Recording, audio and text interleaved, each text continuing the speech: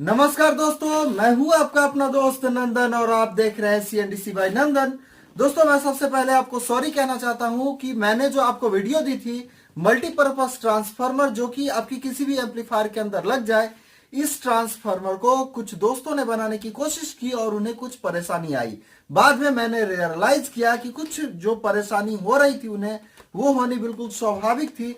तो मैं इसलिए इसकी जो डिजाइनिंग है इसे मैं कर देता हूं बिल्कुल थोड़ा सा चेंज, ताकि जितने भी दोस्त हैं उन्हें इस ट्रांसफार्मर को बनाने में कोई परेशानी ना हो। जो पहले वीडियो पब्लिश की हुई है उसे मैं कर देता हूं प्राइवेट, ताकि कोई भी दोस्त उस वीडियो को ना देखकर डायरेक्टली इस वीडियो को देख सके।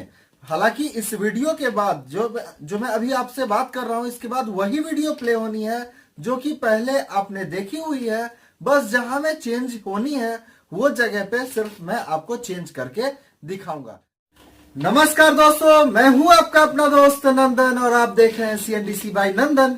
दोस्तों, आज की इस वीडियो में मैं आपको एक ऐसा ट्रांसफार्मर डिजाइन करके दिखाने वाला हूं जो कि आपकी किसी भी एम्पलीफायर के अंदर लग जाएगी, जिसकी मैक्सिमम एम्पेरेज 10 एम्पियर के आसपास है। तो चाहे उसमें 9095 5 एम्पियर की हो, चाहे 24024 10 एम्पियर की हो, चाहे 18018 8 एम्पियर की हो, या फिर जैसा कि देख सकते हैं 909 12012 18018 20020 24024 30030 35035 45045 और 55055, इतनी क्वालिटी की जितनी भी एम्पलीफायर है जिसमें इन तरह की ट्रांसफार्मर लगी हुई है, आप एक ही ट्रांसफार्मर बनाकर ऐसा रख सकते हैं। अगर आप मैकेनिक है तो आपको इमरजेंसी में इमीडिएट किसी एम्पलीफायर को चालू करके देना है, तो आप अगर आपके पास है इस तरह का ट्रांसफार्मर तो आप लगा कर दे सकते हैं।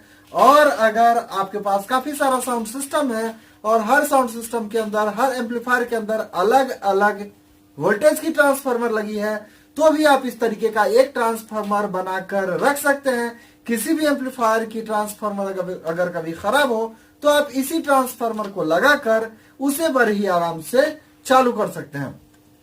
तो दोस्तों, अगर आप जानना चाहते हैं तो इस वीडियो के साथ बने रहें, इस वीडियो को अंत तक देखें। मैं आशा करता हूं कि इस वीडियो के अंत तक आपको सारी जानकारी मिल जाएगी। तो चलिए शुरू करते हैं।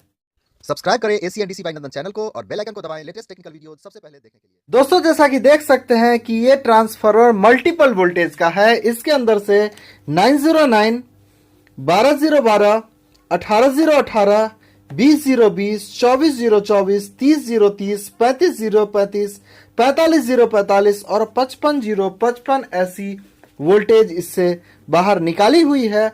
और अगर आपके पास कोई एम्पलीफायर है जो 10 एम्पियर के अंदर की है या 10 एम्पियर तक की, अगर 5 एम्पियर है, 8 एम्पियर है, 6 एम्पियर है, मतलब नहीं 10 एम्पियर तक की अगर एम्पलीफायर के अंदर अगर आपको इन वोल्टेज रेंज की ट्रांसफार्मर की रिक्वायरमेंट है, तो अगर आप इस तरीके से एक ट्रांसफार्मर बनाकर रख लेते हैं तो इमरजेंसी में आप किसी भी एम्पलीफायर के अंदर इस ट्रांसफार्मर को लगा सकते हैं। हालांकि जहां पे 909 की जरूरत है वहां में अगर आप इस ट्रांसफार्मर को लगाएंगे तो ये आपके लिए थोड़ा सा एक्सपेंसिव हो जाएगा। लेकिन इतनी सारी ट्रांसफार्मर को अगर आप बनाकर रखते हैं, इससे अच्छा अगर आपकी एम्पलीफायर कभी खराब होती है या कभी आपके पास कोई एम्पलीफायर आती है तो इमीडिएट आप इस तरीके का एक ट्रांसफार्मर अगर आपके पास है तो आप इस ट्रांसफार्मर को तत्काल उसके अंदर लगाकर और बाद में आप उसमें 909 लगाकर इस ट्रांसफार्मर को बाहर निकाल सकते हैं। ये आपके टूल की तरह एक ट्रांसफार्मर होगा। और अगर आपके पास, अगर आप चाहें तो इस तरह का ट्रांसफार्मर बनाकर उसमें लगाकर छोड़ भी सकते हैं। तो ये मल्टीपल वोल्टेज की ट्रांसफार्मर है। तो चलिए हम इस ट्रांसफार्मर की डिजाइनिंग आपको करके दिखाते हैं। दोस्तों, मैं अगर इसकी बारीकी को आपको दिखाने की कोशिश करूं तो इसका जो मिड पॉइंट है ये है, यहां में 0 वोल्ट। इस ट्रांसफार्मर की जो ये लूप है ये है 0 वोल्ट। ठीक है, तो क्या है कि 0 से इधर भी 9 वोल्ट की वाइंडिंग है, इधर भी 9 वोल्ट की वाइंडिंग है, तो 909 हो गई। यही 0 है, ये 12 है और ये 12 है। अगर इन दोनों के साथ हम कनेक्शन करेंगे तो हमें 12 मिल जाएगी। अगर हमें 18 की जरूरत है तो ये लूप और इस 0 18 0 और 18। तो इस हिसाब से मैंने इसे मल्टीपल कलर मैंने इसमें यूज की है, वो इसलिए कि देखने से आपको काफी अच्छी तरीके से समझ में आ जाए। दोस्तों इसे और भी अच्छी तरीके से समझने के लिए सबसे पहले यहाँ में जो हमने कुछ चीजों को लिख रखा है इसे हम पहले मिटा देते हैं। इसके बाद मैं इसके बारे में आपको और भी अच्छी तरीके से बताने की कोशिश करूंगा।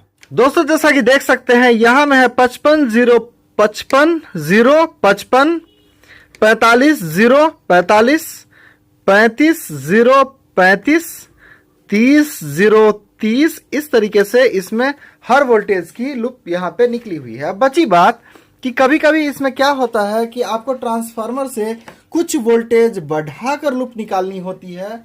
वो इसलिए क्योंकि इसके बाद डायोड, कंडेंसर, ये सारी चीजें लगती है। डायोड का कुछ रेजिस्टेंस होता है और वैसे भी ट्रांसफार्मर के ऊपर जब लोड आती है तो थोड़ी सी वोल्टेज उसकी दब जाती है, तो हमें कुछ ना कुछ वोल्टेज इंक्रीज करके चलना होता है।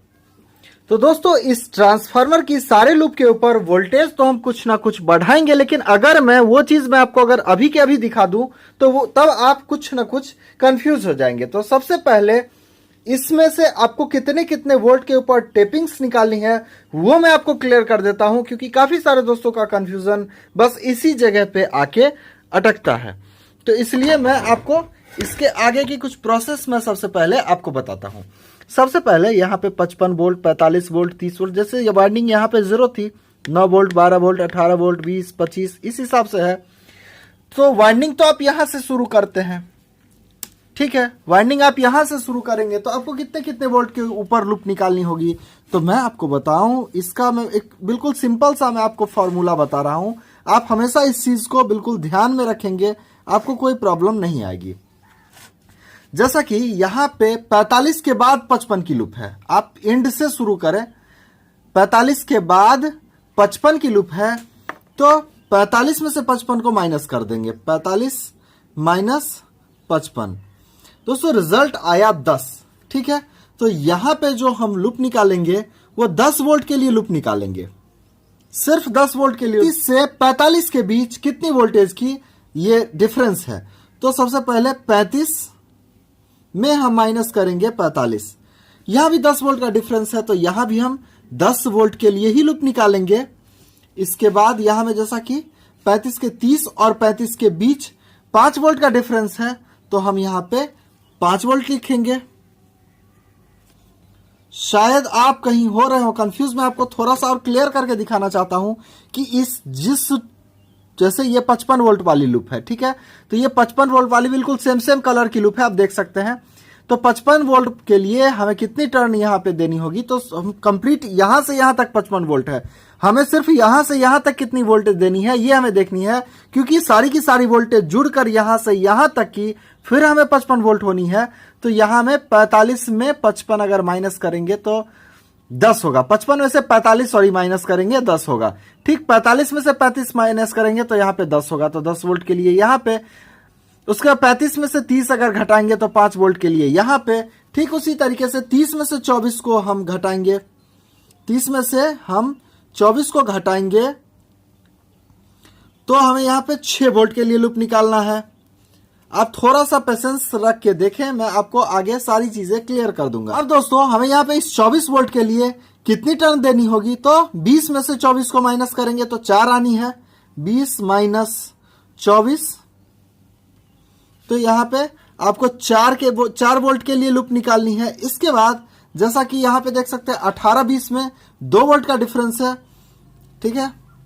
तो आप कैलकुलेटर का भी यूज कर सकते हैं, अगर नहीं है तो आप ऐसे भी अगर कैलकुलेट कर सकते हैं तो बिल्कुल आराम से करें, कोई दिक्कत वाली बात नहीं है। क्योंकि काफी सारे दोस्त ऐसे हैं जिन्हें वैसे कैलकुलेट करने में दिक्कत आती है, तो इसलिए मैं सभी कैलकुलेशन को कैलकुलेटर के ऊपर दिखाता हूं जिससे कि उन्हें कोई प्रॉब्लम ना हो, ठीक है। तो यहाँ पे 20 माइनस 18, तो यहां में 2 वोल्ट के लिए हमें यहां में लूप निकालनी है, ठीक है। अब 12 से 18 के बीच, तो 18 माइनस 12, यहां में भी 6 वोल्ट के लिए निकालनी है। इसके बाद 9 से 12,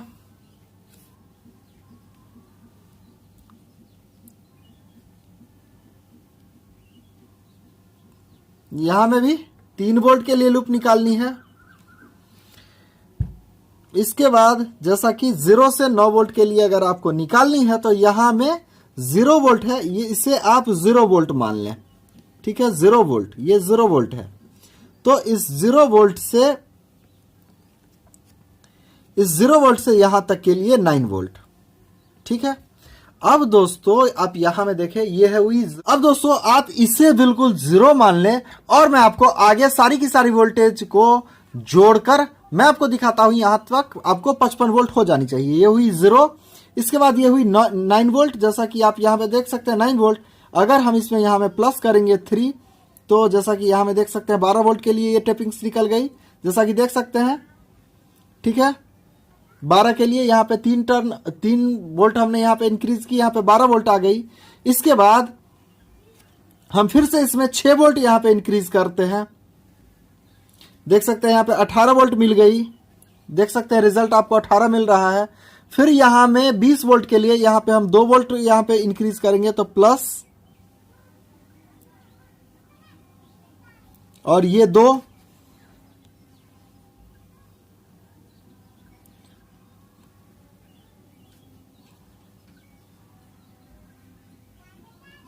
दोस्तों यहाँ पे हमें 20 वोल्ट के लिए लूप मिल गई।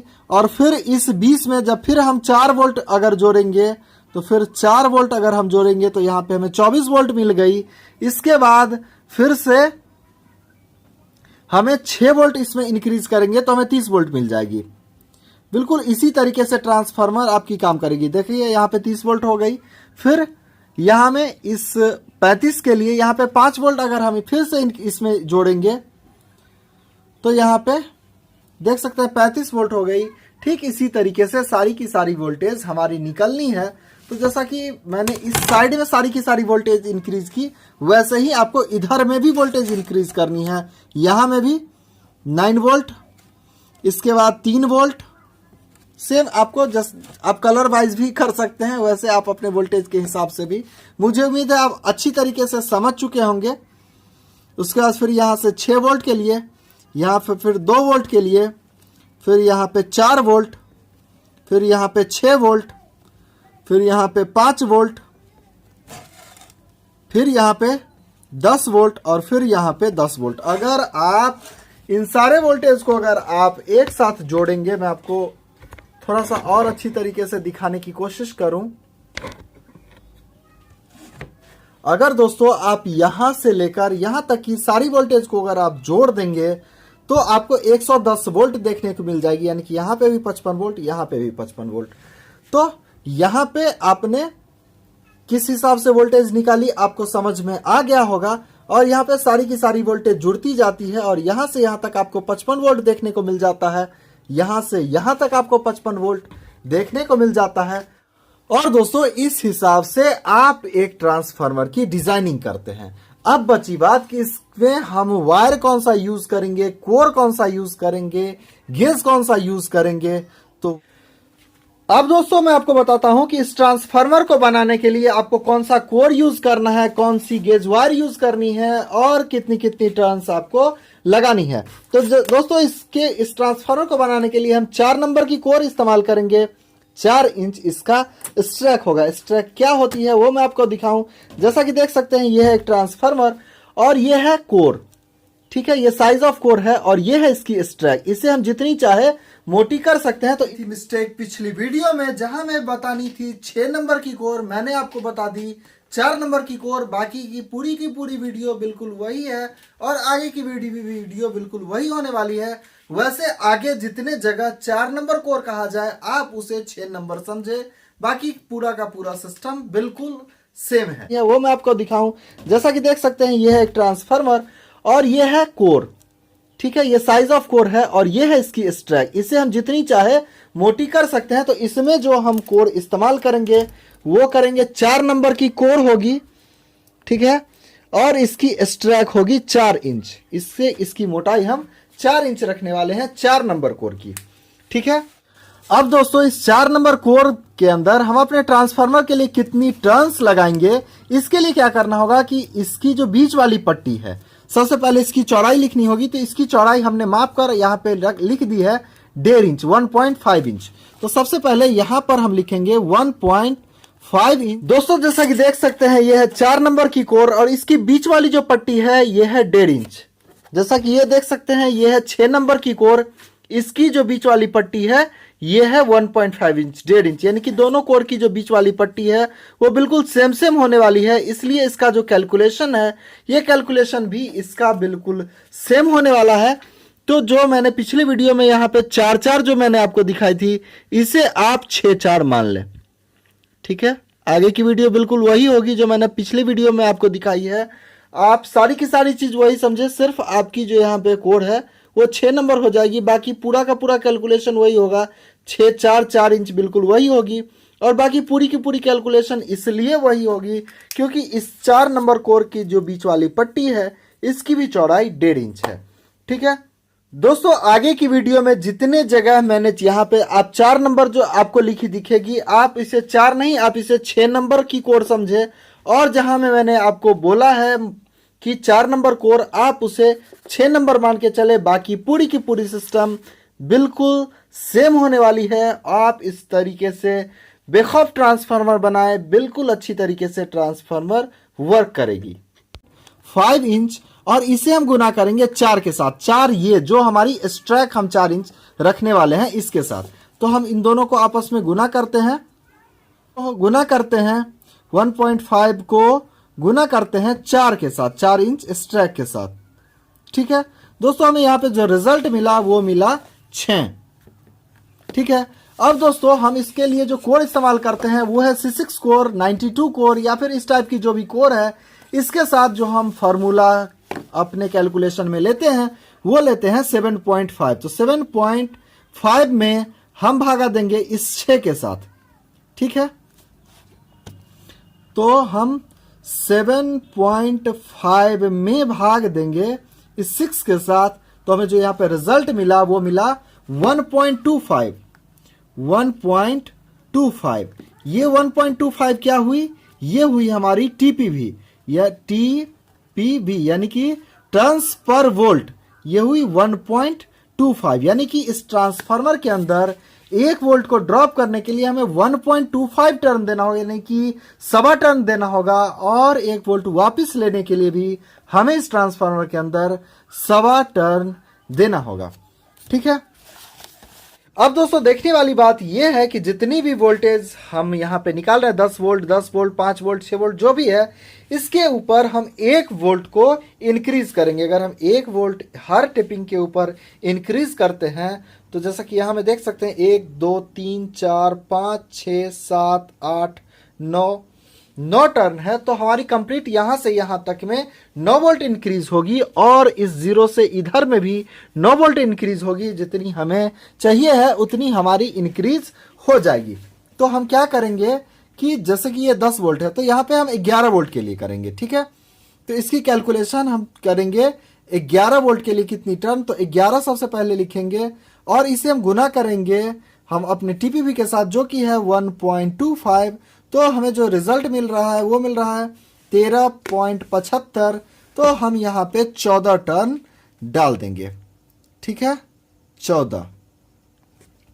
इसके बाद है यहाँ पे 10, फिर इसके साथ भी बिल्कुल सेम होगी, तो यहाँ भी 14 हुई। या 5 वोल्ट के लिए तो सबसे पहले 5 की जगह हम 6 वोल्ट लिखेंगे और इसे हम गुना करेंगे 1.25 से, तो हमें रिजल्ट मिली 7.5। तो यहाँ पे हम 7 टर्न ही लगा देंगे क्योंकि जितनी 1 वोल्ट हमारी इंक्रीज हो रही है, कहीं पे मैं बढ़ा दे रहा हूं तो कहीं पे थोड़ा सा उसे एडजस्ट भी करते हुए चलूंगा। ठीक है, 6 के लिए 5 वोल्ट के लिए हो गई। अब दोस्तों हमें 6 वोल्ट के लिए करनी है, तो 6 वोल्ट की जगह हम क्या करेंगे 7 वोल्ट के लिए करेंगे। तो यहाँ पे लिखेंगे 7 और इसे हम गुना करेंगे 1.25 के साथ, तो हमें जो यहाँ पे रिजल्ट मिली वो मिली 8.75, यानी कि हम इसे 9 ही मान लेते हैं, तो यहाँ पे 9 टर्न। ठीक है, अब 4 वोल्ट को हम 5 वोल्ट मान लेंगे, तो 5 वोल्ट के लिए हमें 7 टर्न देना होगा। चलिए इस 4 को हम 5 मान लेते हैं। इसके बाद यानी कि हर टेपिंग्स के ऊपर 1 वोल्ट आपको बढ़ानी है। ठीक है, तो 5 वोल्ट के लिए तो हम इसे गुना करेंगे 1.25 के साथ, तो हमें यहाँ पे रिजल्ट मिली 6.25। तो हम इसे 6 ही यहाँ पे मान लेते हैं। ठीक है, थोड़ा बहुत से कोई खास फर्क नहीं पड़ता। यहाँ पे जैसे 2 वोल्ट के लिए तो दो को हम 3 मान लेते हैं और इसे हम गुना करेंगे 1.25 के साथ, तो हमें यहाँ पे रिजल्ट मिली 3.75। हम इसे 4 मान लेते हैं। अब 6 वोल्ट है यहाँ पे, तो हम 7 वोल्ट के लिए निकालेंगे, तो 7 को हम गुना करेंगे 1.25 के साथ, तो हमें यहाँ पे रिजल्ट मिली 8.75। हम इसे भी 9 ही मान लेते हैं। ठीक। अब दोस्तों यहाँ पे 3 वोल्ट है, तो हम 4 वोल्ट के लिए निकालेंगे। 4 को हम गुना करेंगे 1.25 के साथ, हमें रिजल्ट मिली यहाँ पे 5, तो यहाँ पे 5 टर्न डालेंगे। अब 9 वोल्ट को हम 10 मान लेते हैं। 10 को हम गुना करेंगे 1.25 से, तो हमें जो यहाँ पे रिजल्ट मिली वो मिली 12.5। तो यहाँ पे हम 12 भी मान के चल सकते हैं या फिर 13 भी मान सकते हैं, कोई दिक्कत नहीं है। लेकिन अब आपको ध्यान देने वाली बात यहाँ पे ये है कि जैसे कि यहाँ पे इस 9 वोल्ट के लिए 13 टर्न अगर यहाँ पे लगाएंगे तो यहाँ भी हम 13 टर्न ही लगाएंगे। यहाँ पे 3 वोल्ट के लिए 5 टर्न लगा रहे हैं तो यहाँ भी 5 टर्न ही लगाएंगे। यहाँ पे 6 वोल्ट के लिए 9 टर्न लगा रहे हैं तो यहाँ भी 9 टर्न ही लगाएंगे। यहाँ पे 2 वोल्ट के लिए 4 टर्न, तो यहाँ भी 2 वोल्ट के लिए 4 टर्न। यहाँ पे 4 वोल्ट के लिए 6 टर्न, तो यहाँ भी 4 वोल्ट के लिए 6 टर्न। इसके बाद 6 वोल्ट के लिए 9 टर्न, तो यहाँ भी 9 टर्न। यहाँ में 5 वोल्ट के लिए 7 टर्न, तो यहाँ भी 5 वोल्ट के लिए 7 टर्न। वहाँ पे 10 वोल्ट के लिए 14, तो यहाँ भी 14 और यहाँ में भी 14 टर्न। ठीक है दोस्तों, इस तरीके से सेकेंडरी की हमने सारी की सारी वोल्ट के हिसाब से सारे की टर्न्स कितनी आनी चाहिए वो मैंने आपको सारे के टर्न्स मैंने आपको दे दिए हैं। अब बची बात कि यहाँ पे 220 वोल्ट के लिए हमें कितनी टर्न देनी होगी। तो यहाँ पे हम सबसे पहले 220 वोल्ट और इसे हम गुना करेंगे 1.25 के साथ, तो हमें यहाँ पे रिजल्ट मिली 275। तो हम इस प्राइमरी के अंदर 275 टर्न लगा देंगे।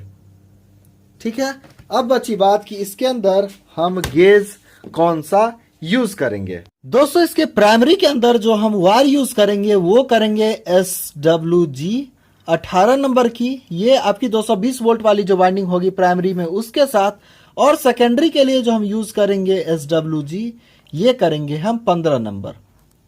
ठीक है, तो दोस्तों इसी हिसाब से आप अपने ट्रांसफार्मर को अगर बनाते हैं तो आपकी ये ट्रांसफार्मर काफ़ी अच्छी तरीके से वर्क करेगी।